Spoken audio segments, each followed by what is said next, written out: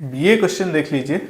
ये क्वेश्चन आप कह सकते हैं यूनिट्स एंड मेजरमेंट से है, पर यूनिट्स एंड मेजरमेंट का क्वेश्चन जब हम सॉल्व करते हैं ना, जहाँ पे खास करके डायमेंशनल एनालिसिस की ज़रूरत पड़ती है, तो कुछ टर्म्स ऐसे होते हैं जो फिजिक्स के आने वाले चैप्टर्स में दिए जाते हैं, तो इसको आप यूनिट एंड डायमेंशन से प्योर क्वेश्चन नहीं कह सकते हैं। इसके लिए आपको लीनियर मोमेंटम क्या होता है, मोमेंट ऑफ फोर्स क्या होता है, प्लैंक्स कांस्टेंट क्या होता है और एंगुलर मोमेंटम क्या होता है, इसका डेफिनेशन कम से कम आपको पता होना चाहिए, तब ये क्वेश्चन आसानी से सॉल्व किया जा सकता है। अब दो स्टेटमेंट हमारे पास है, आपको बताना है कि दोनों में से कौन कौन सा स्टेटमेंट सही है। दोनों सही है, पहला सही है, दूसरा गलत है, पहला गलत है, दूसरा सही, ये आपको पता करना होगा। तो सही और गलत सिर्फ आपको हम लोग चेक करते हैं। स्टेटमेंट 1 को देखते हैं क्या कह रहा है। कह रहा है linear momentum end moment of force have same dimension. Linear momentum और मोमेंट ऑफ फोर्स का सेम डायमेंशन होता है। लीनियर मोमेंटम में पहले देखिए क्या होता है, इसमें होता है मास इनटू वेलोसिटी, ठीक है। आप चाहे तो इसका पूरा डायमेंशन भी लिख सकते हैं, पर अभी जल्दीबाजी नहीं करते हैं, पहले मोमेंट ऑफ फोर्स को लिखते हैं। मोमेंट ऑफ फोर्स यानी कि टॉर्क की बात कही जा रही है, ये R क्रॉस F होता है, राइट ना।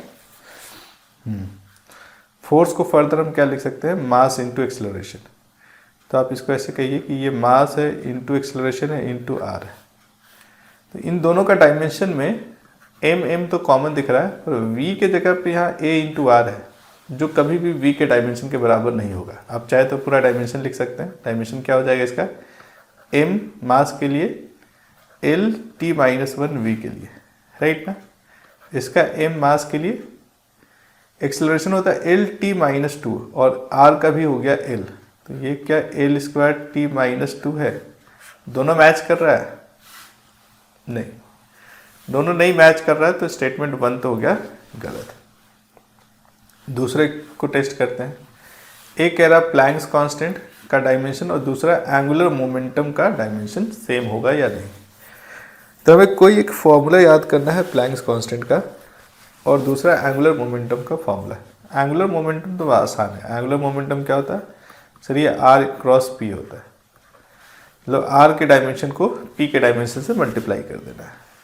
ठीक सर, समझ में आया। तो आप R का डायमेंशन L होता है, P का, अब चाहे तो पूरा डायमेंशनल फॉर्मूला लिख सकते हैं। R इंटू P के लिए, P का भी हमने देखा है M into V MLT minus 1 होता है। इसमें एक R मल्टीप्लाई करना है, यानी एक लेंथ और मल्टीप्लाई करना। तो क्या ये ML स्क्वायर T माइनस 1 होगा? बिल्कुल होगा। दूसरा है प्लैंक्स कांस्टेंट। प्लैंक्स कांस्टेंट का कोई एक फॉर्मूला, एक तो एनर्जी में आता है, फोटोन के एनर्जी में, और दूसरा बोर्स का जो वेवलेंथ है ना, या डुअल नेचर ऑफ पार्टिकल, वहाँ पे भी प्लैंक्स कांस्टेंट यूज होता है। नहीं, वहाँ h होता है। हाँ, प्लैंक्स कांस्टेंट जो है वहाँ पे भी h यूज होता है। कैसे? तो अगर आपको याद हो तो जो वेवलेंथ का फॉर्मूला है वो h/p होता है। हाँ सर, हाँ ऐसे ही होता है ना। कहाँ से?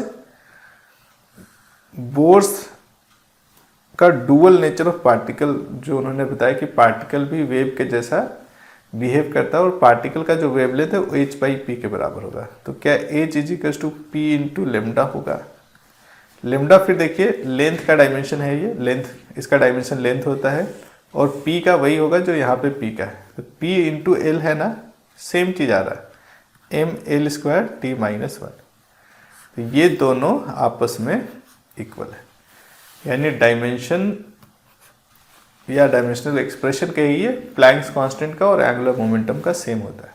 पहला स्टेटमेंट गलत, दूसरा सही। कौन सा ऑप्शन सही होगा? स्टेटमेंट 1 इज करेक्ट कह रहा, पहला गलत कह रहा। स्टेटमेंट 1 इज फॉल्स सही कह रहा, while statement 2 is correct. Second option सही बात कह रहा है। बोथ स्टेटमेंट्स आर करेक्ट नहीं है, बोथ स्टेटमेंट्स आर फॉल्स नहीं है। सही ऑप्शन हमारे लिए है ऑप्शन